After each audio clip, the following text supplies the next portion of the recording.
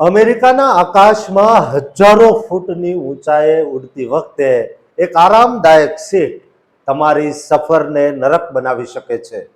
શું સીટ પાછળ નમાવવી એ ગુનો છે કે પછી પાછળ બેઠેલા પેસેન્જરની દાદાગીરીનો ભોગ બનવું એ મુસાફરોની નવી કિસ્મત? સોશિયલ મીડિયા પર અત્યારે જે વિડીયોએ ધૂમ મચાવી છે અને કરોડો લોકોની ઊંઘ ઉડાવી દીધી છે તે વિમાનની અંદરના એવા ખોફનાક દ્રશ્યો જે જોઈને તમે પણ ચોંકી જશો. શું ખરેખર ન્યાય મળ્યો કે મુસાફરીના અંત સુધી આ ટોર્ચર ચાલુ રહ્યું? મિત્રો, માર્ચ 2026માં ટિકટોક પર એક વિડીયો વાયરલ થયો છે જેણે ઇન્ટરનેટ પર નવી ચર્ચા જગાવી છે. વર્સ્ટ પ્લેન રાઇડના કેપ્શન સાથે અપલોડ થયેલા આ વિડીયોને અત્યાર સુધીમાં 9.6 મિલિયનથી વધુ લોકો જોઈ ચૂક્યા છે અને 11 લાખથી વધુ લાઇક્સ મળી છે.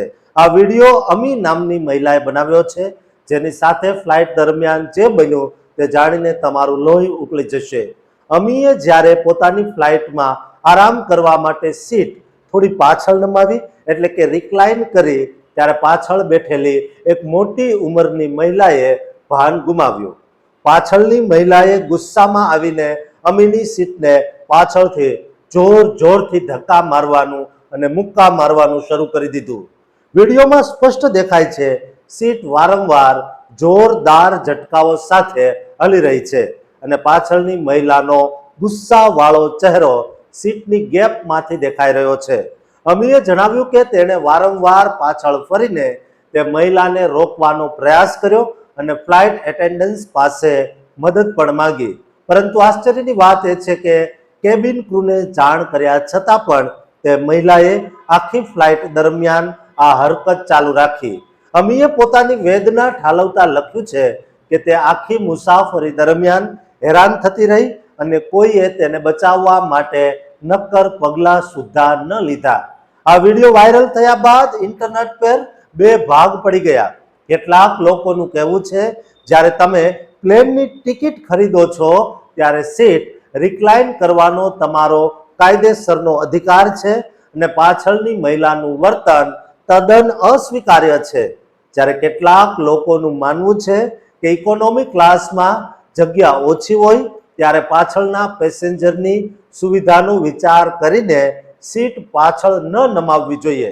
જોકે એવિએશન એક્સપર્ટ્સ અને પાયલોટ્સે સ્પષ્ટ કર્યું છે જો કોઈ પેસેન્જર તમારી સીટને નુકસાન પહોંચાડે અથવા તમારી સાથે ગેરવર્તણૂક કરે તો તેને ફ્લાઇટમાંથી ઉતારી શકાય અને કેબિન ક્રૂએ આવી પરિસ્થિતિમાં હસ્તક્ષેપ કરવો જ જોઈએ. એટિકેટ એક્સપર્ટ જેક્લિન વિટમોર કહે છે કે સીટ પાછળ કરતા પહેલા હંમેશા પાછળ જોવું જોઈએ અને ભોજનના સમયે સીટ સીધી કરી લેવી જોઈએ, પરંતુ હિંસા કોઈ પણ સંજોગોમાં ચલાવી લેવાય નહીં.